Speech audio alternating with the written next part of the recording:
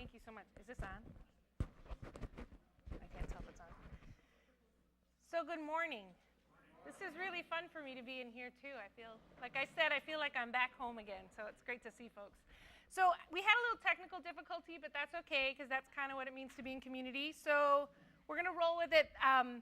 It just looks like it keeps playing, the slide presentation, so hopefully by the end it won't be distracting, but you'll get to see a little bit of the work that Concern America does. And I don't know if you all can see over there, but I can move back.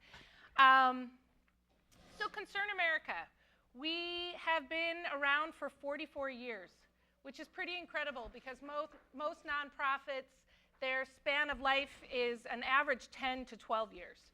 So we've been doing this for a while.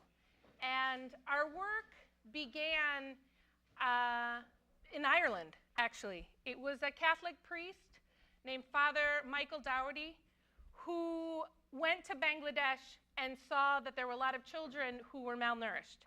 And so he began to think about how he wanted to approach this, and he came to Ireland, and he had a friend, actually, that was in Stockton, California.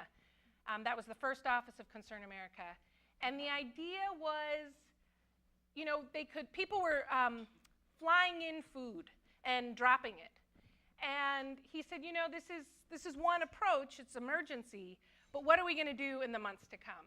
And so the idea of really getting community members to be involved in this problem and figure out ways to approach it. So they started a nutrition program that trained local people to be trained in healthy diets, figuring out what they can make out of what they had, growing communal gardens, having feeding centers for the children.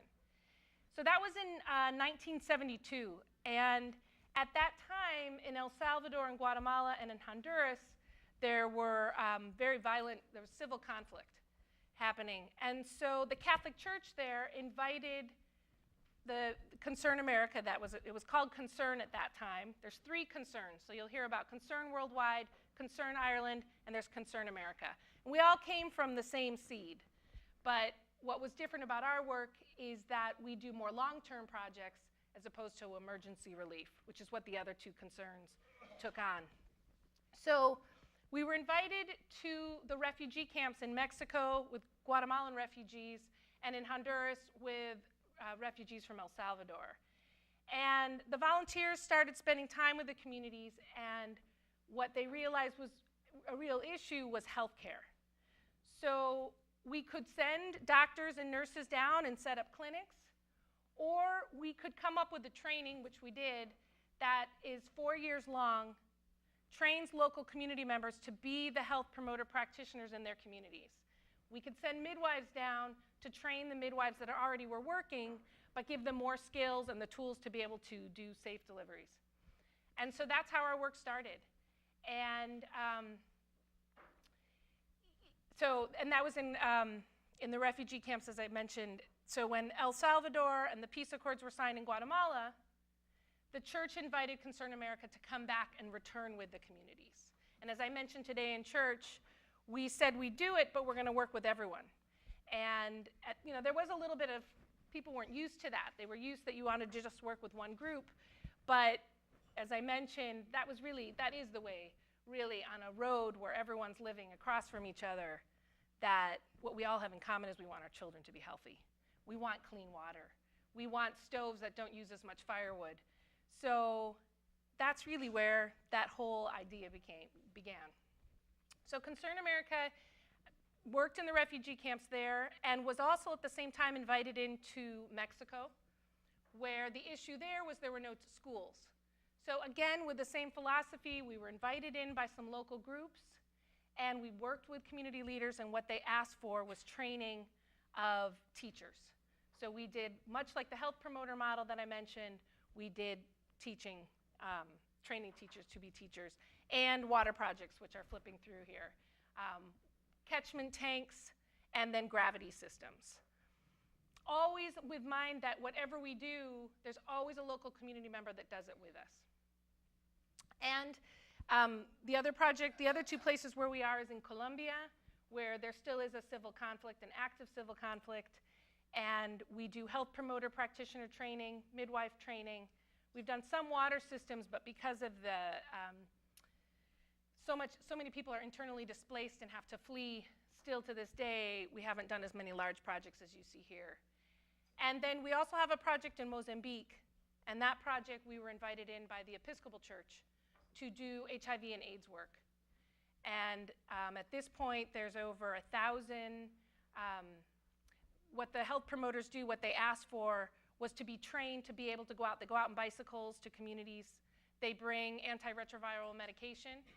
They work with the families. They support the children. They've started a community garden because a lot of the children were malnourished because their parents weren't able to go out and work. Again, with the same idea of teaching and continuing the work. At this point, too, which is really exciting, and you're seeing different pictures here of the community working together, but over time, we have 17 field volunteers. So Concern America pays field volunteers. My husband and I were field volunteers back in the 90s. You get a stipend.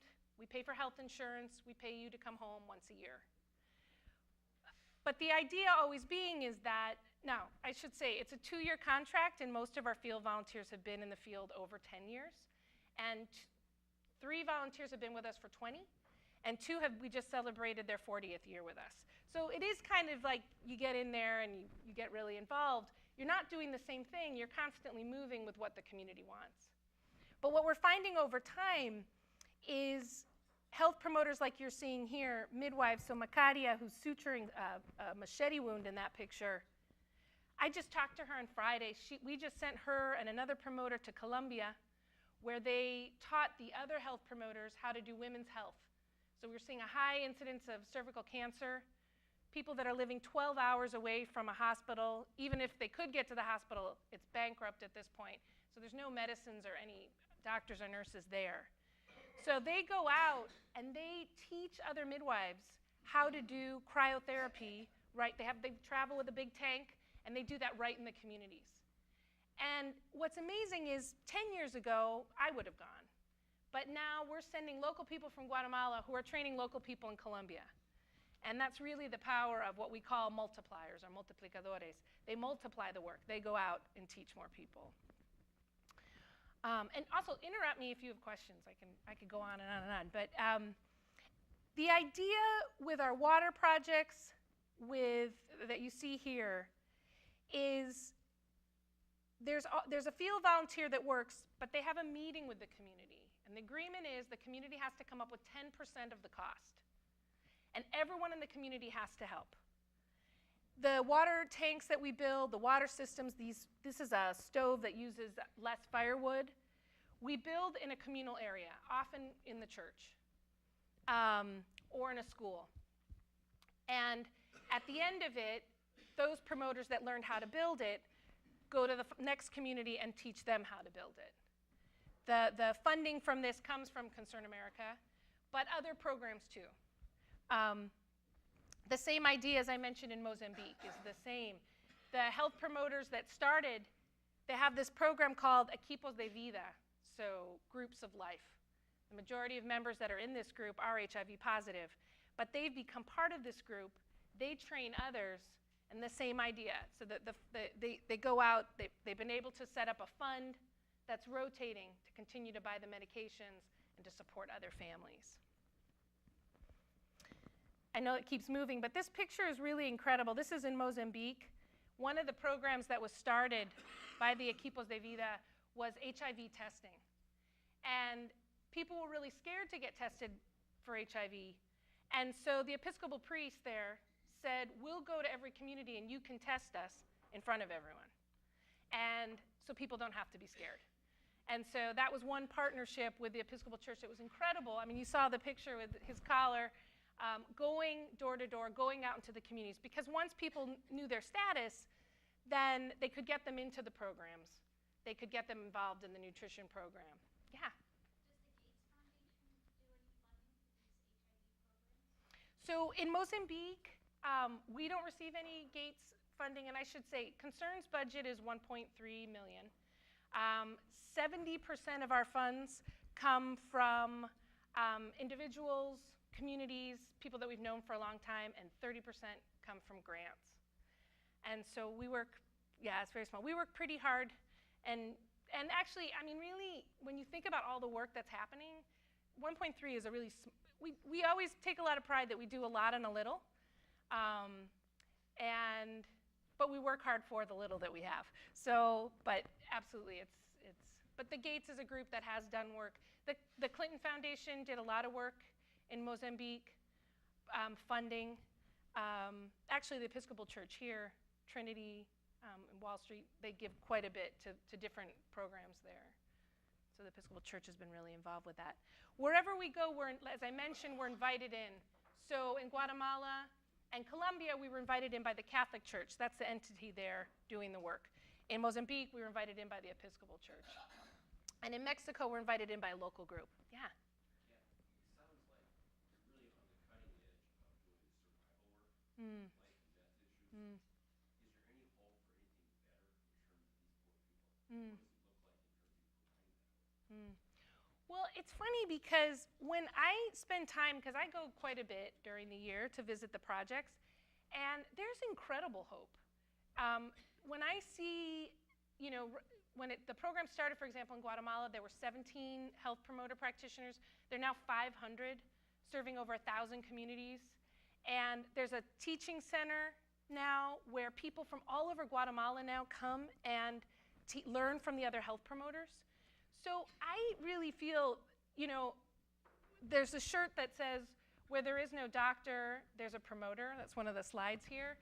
And when I spend time in all of our projects, the hope of just on community level of working together is huge. And in Guatemala and Colombia and in Mozambique, what's interesting is every time there's an election, who gets appointed to the hospitals and the clinics. It's not here, an election happens, people may or may not be happy about it, but your hospitals, your clinics, all of those directors stay the same. But where we are, every 4 years it changes. And so that's where the whole issue of bankruptcy comes. Money's not handled well, there's not access to meds. Concern tends to be in the most isolated, not very, pretty out there places. And they're the places that the governments tend to forget. But when you spend time with the promoters and you spend time hearing about the work they're doing, there's hope in that because they are caring for their communities. I mean, you realize the health promoter or a water promoter or an educator, they love it, but they're also in their communities serving their families. And most of the health promoters that we work with are also catechists, teachers. They wear lots of different hats. They are the community organizers in their community. So even though things are hard, I get a lot more, to be honest with you, hope that's going on there than sometimes when I see what's going on here. And because there's this idea of community, and that's something that one of the items here, we started doing fair trade crafts in the refugee camps because a lot of the people that made these items here fled their homes. And the spoons that are here are made from a group of health promoters that wanted to raise money for the widows in their community and wanted to raise money for their health clinic. And I work with St. Joseph Health System in Southern California, and we bring a group down each year for their mission and mentoring program that work in the hospital. And every time they meet with the spoon makers, the spoon talks about their collective. Everyone makes spoons, everyone gets the same amount of money. It doesn't matter if you made 10 or you made 2, it's a collective. And they all critique each other's work. And always someone asks them, well, aren't you afraid that someone's gonna get the edge? Or they're gonna make more money? Have you thought about setting up a business in your house? And the promoters and the spoon makers just think this is so, they say, you in the States are so worried all the time about, who's gonna get the better profit? Who's gonna make more? Are you afraid they're gonna steal your idea? And so this idea of collective that we see in Mozambique, in Guatemala, in Colombia, it's different. I feel that, I sure have a lot to learn from that because it's a real different focus. That's a good question because it can be hard. In Colombia,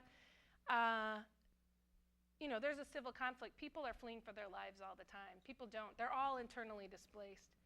And they communicate by radio. When I go to visit, it takes me 3 days to get into the community. And, you know, there's lots of hard stories, but there's incredible hope because they're helping each other out, and they're doing a really incredible job.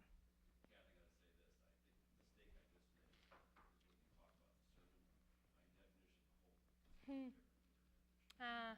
Yeah. Where are you going to go to school? When are you going to graduate? How are you going to feed your community? How Yeah. are you going to get jobs? Yeah. Move up the ladder. That's not the hope there at all. Yeah, I appreciate that. Yeah, it's true, and you know, had all the people that are in these slides had the opportunity to go to formal. I mean, most of the health promoter practitioners, most of the Equipo Vida group in Mozambique, most of them have never been to formal education school, and at max, the promoters have about third grade education. Most of the midwives you see in these pictures cannot read or write. But they learned how to be midwives from their grandmothers and from their mothers. My husband and I were living in Guatemala, and we had our son there, and actually 2 of the midwives delivered our son. We took 2 because there's a little hierarchy in the midwife, and we couldn't just take 1 because we would have made someone mad. But so it's really, you know, I haven't, in fact, when I was here and came to visit, I remember saying that I was getting kind of nervous here because everyone was like, what happens if something goes wrong? What happens if this happens? Should you get a C-section? And I was like, I want to go back to the middle of the jungle. I think it's safer there.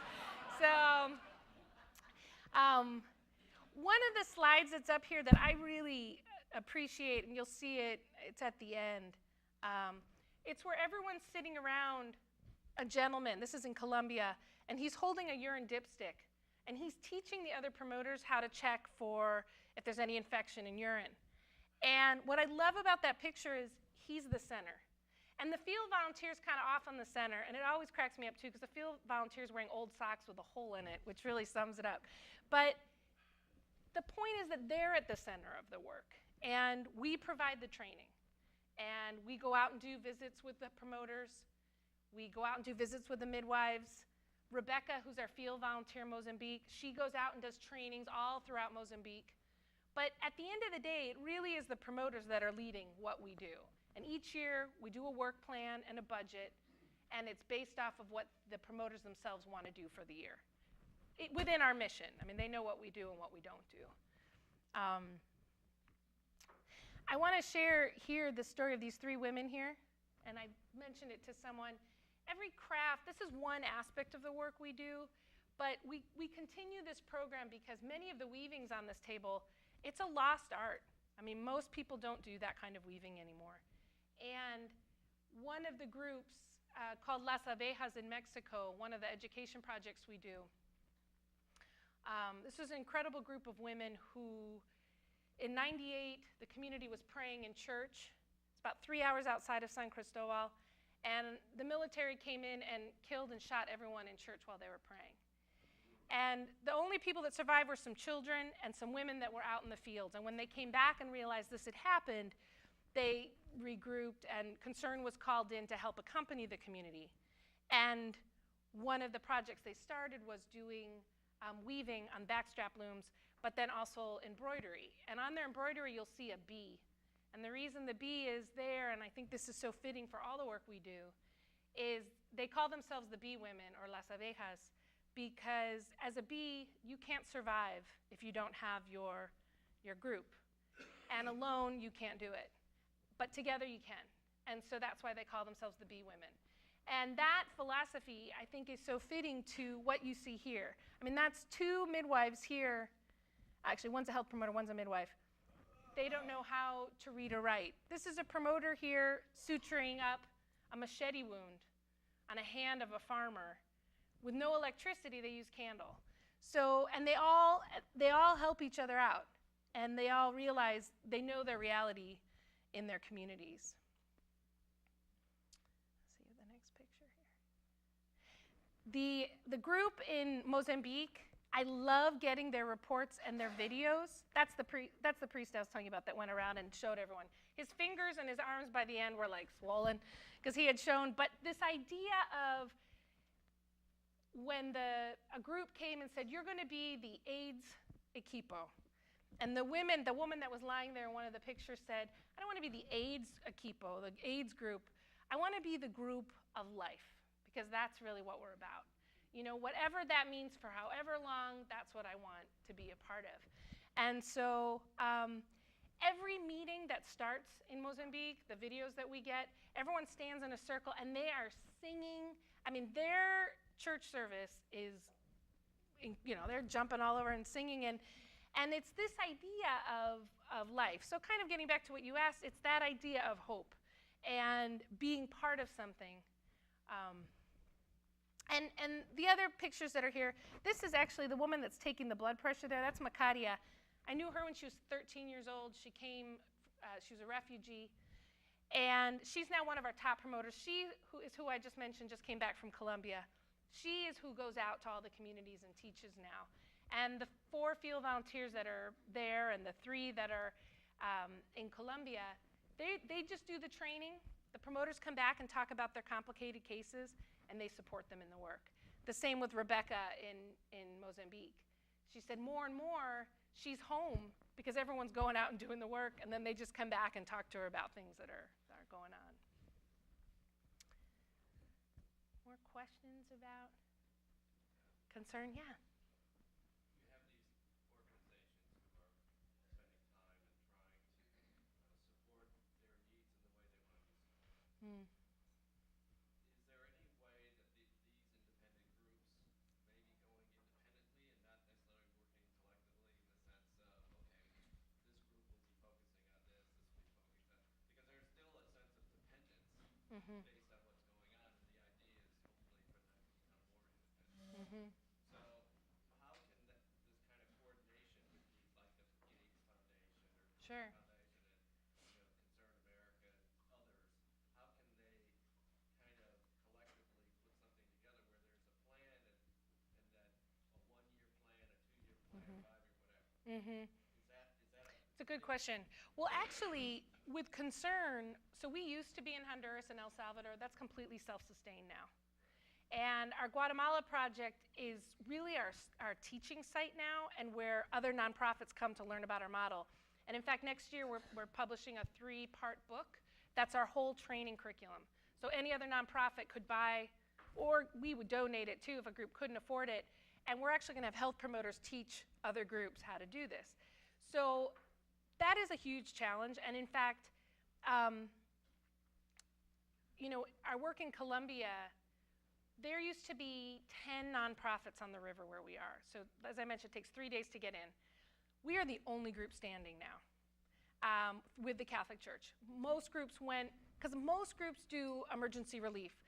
But what we see is it's the after that's so huge, because you've trained people, you've got a self-sustained medicine, what we call botequín going. Our medicines are bought out of India. We use the World Health Organization Essential Med List. We put the first bunch of money to get it started, but it's all self-sustained now. They have a rotating fund and people pay into it. But it's the accompaniment that I think is really an issue. And, you know, Doctors Without Borders, Oxfam, all these groups we've collaborated with, if the community, because we're all there. But what we find is a lot of groups come in for short, do emergency relief, and leave. Yeah, exactly. And so we're like the slow guy. You know, we're sort of there, and we just are steady and are there. And the promoters always joke about that. Like, you know, when groups come in with their fancy cars and their walkie-talkies, and they're like, we're going to solve your problem. The promoters now are all kind of like, in Africa, actually, there's a lot of funding going to Africa for actually not health work anymore. They've pulled all the health money. They're doing it into environment.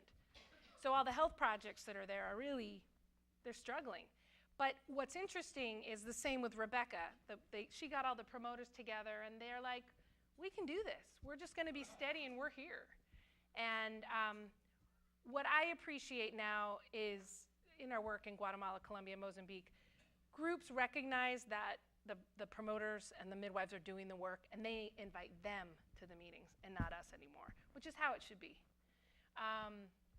Funding's always an issue, but you know, I see a lot more the promoters, when they do the water tanks, they started a filter program. They figure out ways, they do a lot more trade. And the Catholic Church and the Episcopal Church have worked closely with us to help us get the medications they need. But it is a huge problem. you know, the tricky thing, what I really appreciate about Concern is we know what we do, we know what we don't do. And we don't ask the volunteers, like I won't call them and say, this year they're giving a lot of money for diabetes, so drop what you're doing, we're gonna do diabetes now. We don't do that. We say, what are your needs? We're gonna figure it out. Sometimes it's great, because what we're thinking about doing is where the funders are thinking. 9 times out of 10, it's not that way. But we tell the volunteers and the health promoters, you tell us what the needs are, and we'll figure it out how we're gonna get that. Whereas we've seen other groups that have worked out in the river in Colombia, and Rebecca was just sharing the same story, that this wonderful project was happening for women's health, but the funder of this group said, you know what, we really want you to focus on, I think it was diabetes is big right now. And not that diabetes isn't important, but it was this whole switch and all this work they did. And the women were really angry because they said, well, but I mean, could we incorporate it? Can we figure it out? No, you know, you got 3 years, you got to solve diabetes, and then we're gonna move on to the next thing. And that's really hard for communities. I mean, that was hard for me when I was here in Chicago. That happens a lot. I don't know if I answered your question, but I think what's different and what's unique with Concern is that, in a way, we always have plans about where we're moving forward. No, it's great. Is there a vision where we see this so that while we address this now, down the road, that may not need to be addressed? That's it. To the next Absolutely. step that we had anticipated. And what I would say to that is, what I love is when I look at the path we've been on for 44 years. We had a project in Bolivia, we had a project in Honduras, we had a project in El Salvador. It's completely self-sustained now by local communities. And so that, to me, is like the 5-year plan. You know, it's like, I can't tell you, the hardest thing in this work is things can be really calm, and then a community gets massacred in a civil conflict. And so anything that anyone was going to do, understandably so, needs to shift. But we're really clear what we do in that. We support the promoters. And it was interesting, when Haiti, when the earthquake happened, a group called the health promoters in Guatemala and asked if they would come and help.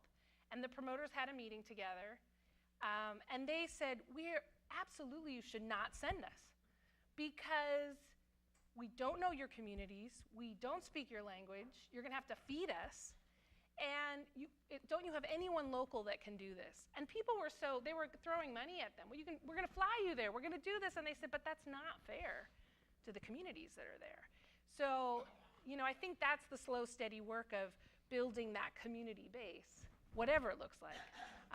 But for us, what we see is just how over time there's less of us that have to do it. And the funding and rotating fund is always kind of the ongoing question, like any group. But yeah. Are you seeing the need to focus on or tackling the Zika virus? I was actually talking about some of that this morning. It's really fascinating about Zika and chikungunya because they're actually not seeing as many cases of Zika in Guatemala, in Colombia. They are seeing it, but they see so much malaria. And when the promoters, everyone was contacting the promoters and asking them about Zika, again, they were like, what's going on with Zika? There's a lot of fascination. They're concerned, but they're not seeing the cases of what we see in the news. And what they said is, well, do you think if we talk about Zika, would people be interested in supporting our malaria work? Because we're seeing a lot of malaria.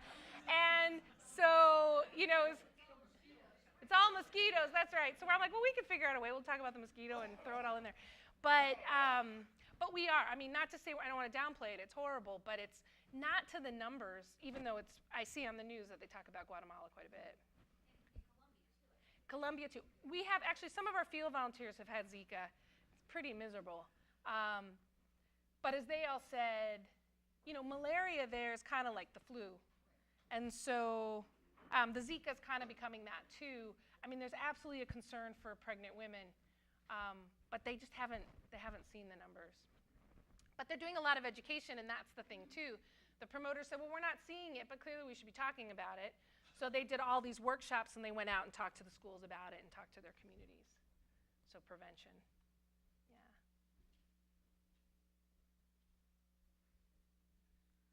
Any questions?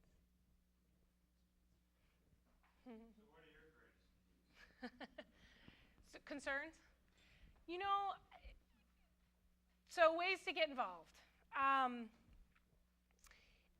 As I mentioned before, I think what's incredible about Concern is that we do a lot on so little. Our field volunteers, so Rebecca, who's in Mozambique, it costs us $15,000 to pay her stipend, her flight, her health insurance, and a small amount of money when she comes back each year. And for health promoters, it costs us $250 a year to train a health promoter, which is incredible. Our diabetes medication for a year costs $30.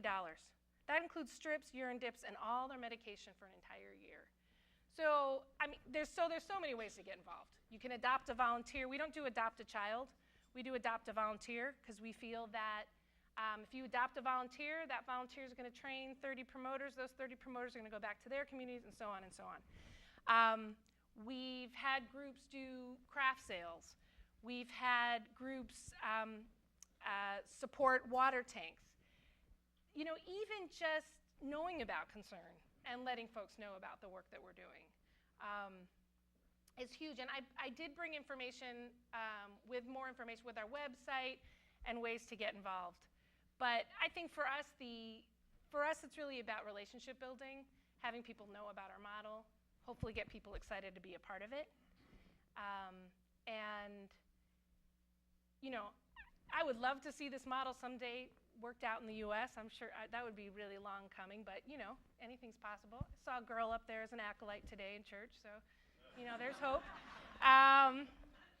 You know, it's slow and steady, but, you know, that's I appreciate your question. I mean, for me, it's just, I'm hoping today that you'll be inspired by this model and the incredible people that are flashing before us, literally, and find out more about it and get involved. There's a lot of church communities that are involved. We just had a Walk Out of Poverty where youth groups, I should mention our offices in Southern California. So we had youth groups from all different communities of faith, and they raise money to walk 5 miles. And when I tell this story to the promoters, they think it is the funniest thing. They're like, so you raise money, you get people to walk. Keeping in mind, some promoters walk 8 hours into their community. So the idea of raising money by walking, so they were like, we should get some committee going. We can make a lot of money. But the idea being that you're walking in solidarity, and at each mile marker at this park that we have it talks about clean water. It talks about healthcare. It talks about why are we walking? Why do we do what we do? And those youth groups raise quite a bit of money in this walk. And that money goes directly to the field. And it's that connection of people in the field when they know, even I told them all I was coming here today. And it's to share people's stories, to be able to hear what's going on there, it means a lot to them too that you all would even care to hear what's happening. So, and I'm happy to talk to anyone afterwards. I mean, there's definitely other ways to get involved. We're always looking for field volunteers. I don't know if anyone wants to go live in Colombia for 2 years out in Rio Sucio. But you don't know. I mean, it's an incredible place. But, you know, even just staying involved and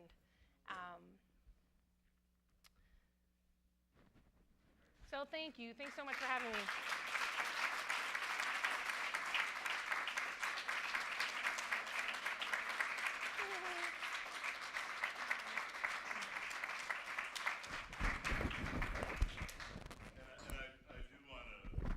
I just like to take some sort of inspiration. I thought that so much of